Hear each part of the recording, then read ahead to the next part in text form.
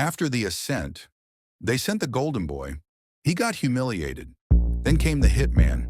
He got erased. Then they gambled with Kato. He got broken, but the beast kept climbing. So now, they sent the giant, Antonio Margarito. Bigger, stronger, relentless. A 6-foot iron chin tank, 17 pounds heavier, 6 inches taller, built for destruction, but size means nothing when you're standing in front of the beast. November 13, 2010, Cowboy Stadium. The beast versus the giant was about to begin. They sent a giant, thinking size would matter, thinking reach, height, and pressure would be enough to crush the beast. But round one shut that down. Margarito threw one jab, slow, stiff, didn't even land. Pacquiao answered with 4, fast, sharp, all on target. The man with the shorter reach was landing at will. The man with the longer arms was swinging at air. Margarito wanted to press forward, but the beast wouldn't let him. Pacquiao didn't back up. He stepped in, hit, then vanished like smoke. The pressure, it came from the small guy. And the giant, he looked confused. This wasn't what they promised him. This was something else. This was the beast, and he wasn't even sweating. Round 2, the beast didn't slow down, but the giant finally woke up. Margarito marched forward, throwing volume, throwing heat. He wanted a war, but this wasn't a man you could walk down. This was the beast. Pacquiao didn't run. He stood in the storm, testing the power of a man 17 pounds heavier. He ate some shots, but answered with sharper, faster fire. He wasn't backing up. He was calculating, downloading every move, every opening. Margarito was trying to break him, trying to prove size could matter, but he was learning. The beast doesn't get scared, he gets sharper. Round 3, the giant was still coming forward, but now he wasn't throwing, he was shelling up. Guard high, feet heavy, head exposed, 17 pounds heavier, but suddenly slower, 6 inches taller, but struggling to reach. This was no longer about size, this was survival.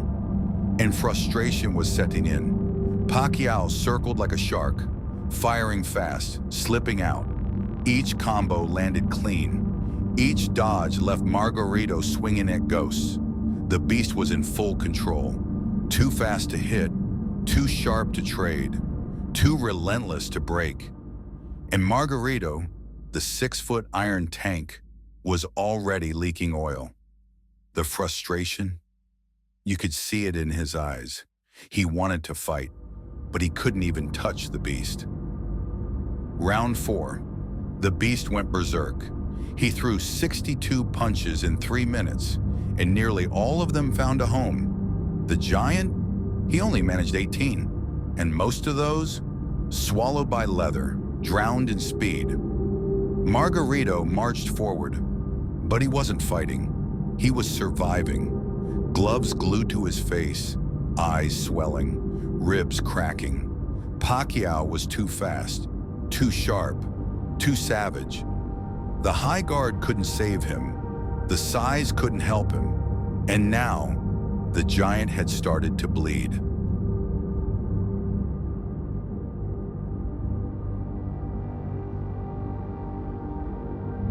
Round 5, and the beast did it again. He backed into the ropes, letting the giant swing freely.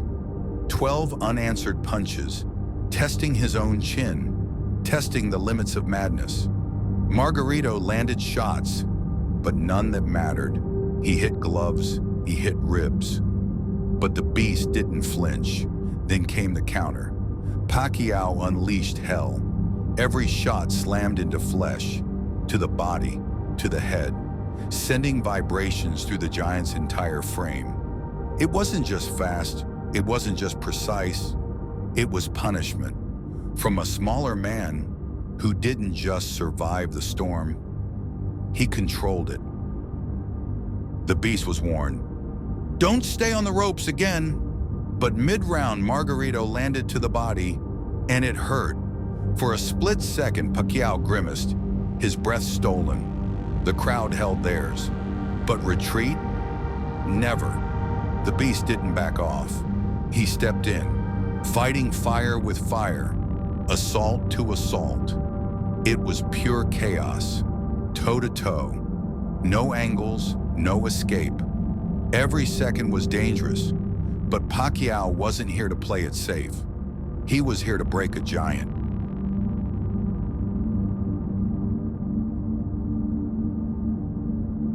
Round 7. The tank was out of gas. The giant's punches slowed to a crawl. Jabs barely touched air. While the beast carved through flesh like a surgeon, Pacquiao was no longer just fighting. He was dismantling. Margarito stood, but every second on his feet was borrowed time. Face shattered, body beaten, and yet he kept coming. But the beast didn't care. He didn't show mercy. He showed the world what happens when willpower isn't enough. This was the giant and the beast. David versus Goliath, rewritten in blood. And it wasn't over yet.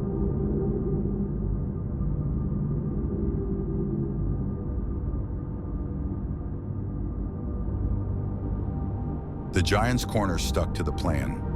Pressure the beast, corner him, break him. But pressure without precision is suicide. Every time Pacquiao touched the ropes, Margarito thought it was his moment. But that moment never came. What came instead was hell.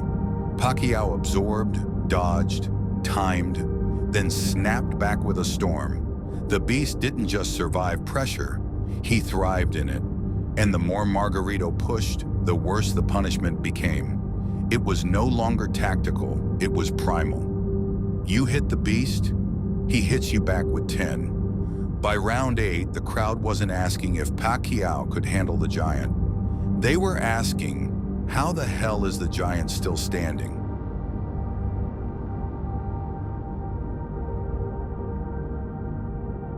Round 9, the beast doesn't miss. Margarito kept coming forward, but now he wasn't fighting. He was auditioning as a heavy bag. Every jab, every cross, Pacquiao landed like it was scripted. The giant's punches, slow, predictable, easy to read. Pacquiao was in another dimension, tagging him from every angle, rearranging his face into something unrecognizable. Still, he came forward, not for victory. That was gone, but because quitting wasn't in his blood. Round 10. Margarito's corner is in panic mode, checking his swollen eyes, busted face, asking if he wants to keep going. The ref is watching him like a hawk, but the giant still says yes, still chasing that one-punch miracle. Pacquiao answers with hellfire, blistering combinations, angles Margarito can't see, can't stop. And when Margarito keeps coming, Pacquiao turns it up. Every shot sharper, harder, crueler. He starts glaring at the ref mid-combination, as if to say, "Can't you see? He's done. He's got nothing left. This isn't a fight anymore. It's not entertaining. It's just punishment." Then, Pacquiao lands a shot that rattles the giant to his core. Legs trembling, body swaying, teetering on the edge of collapse. Round 11. The beast isn't hunting anymore. He's proving a point. Every flurry, every clean shot isn't just for Margarito. It's for the referee. A silent message. Look, he's done. Stop this. Margarito still swings. Slow, desperate, but the punches bounce like paper. Pacquiao barely reacts, just fires back sharper, faster, harder, hooks to the body, snaps to the head, all calculated, all for the ref to watch. The crowd sees it. The commentators see it. Only Margarito refuses to. The bell ends it, and the beast walks back to his corner, shaking his head. Because mercy, apparently, isn't in the job description tonight. Round 12. The fight should have ended by now, but here they are. Pacquiao's not chasing glory anymore. He's chasing mercy. Every combination, a signal to the referee. End this. He slices through Margarito's guard. Left, right, hook, uppercut, each one landing flush. Not for points, not for knockouts, but to stop the damage from getting worse. Margarito still stands, still throws, but his punches have no weight. He's running on pure defiance, and the beast knows it. This is proof.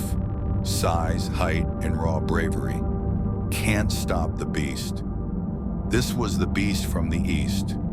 Episode 7, The Giant and the Beast.